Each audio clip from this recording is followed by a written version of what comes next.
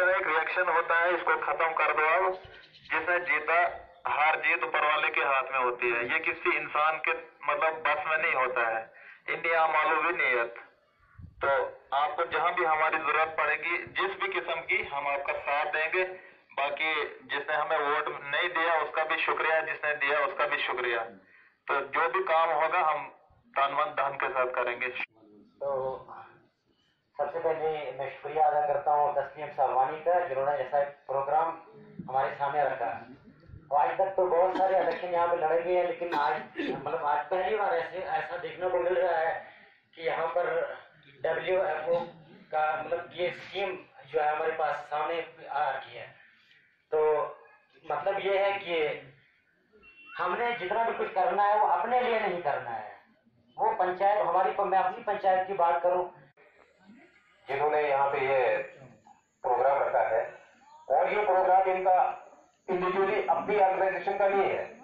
हमारे जो चुने गए पंचेस सरपंचेस यहाँ पे इन्होंने बुलाए हैं, ये इनके लिए रखा गया है। क्योंकि जो ये WFO टीम है, ये वर्क फॉर अदर्स है।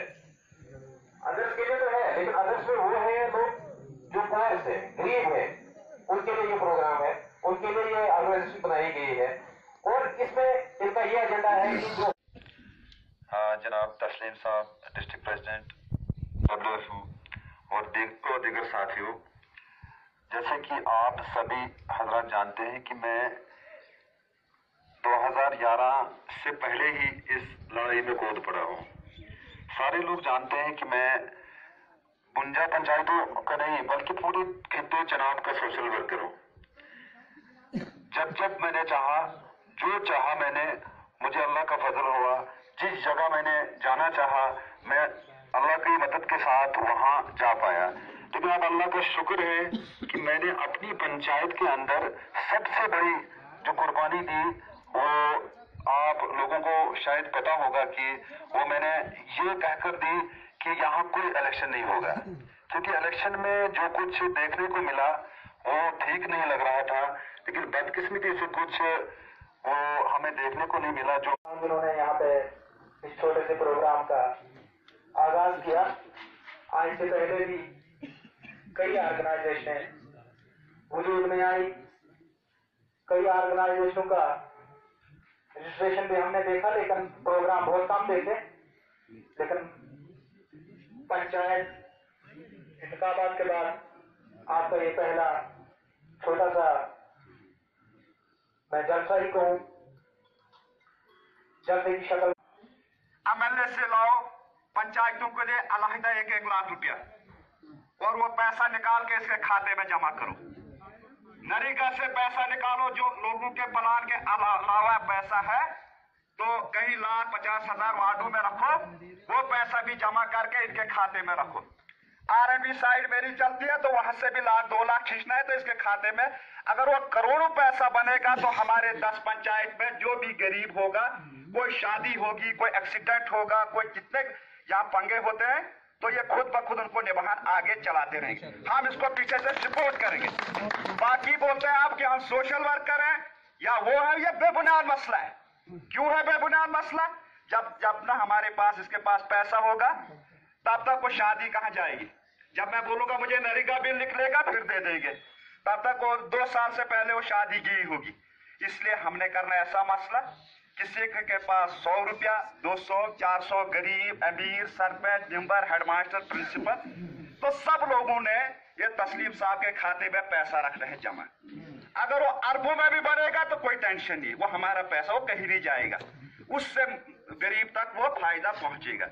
रही बात क्या बोलते हैं कि वहां चलना है, उस टूर पर जाना, वो जिसको हिम्मत होगी वो जाएगा NGOs के साथ, हमें उसमें कोई नफरत नहीं है। लिहाजा अगर इन 10 पंचायतों को हमने मदद करनी है तो हमने इनका एक खाता खोलवाना है।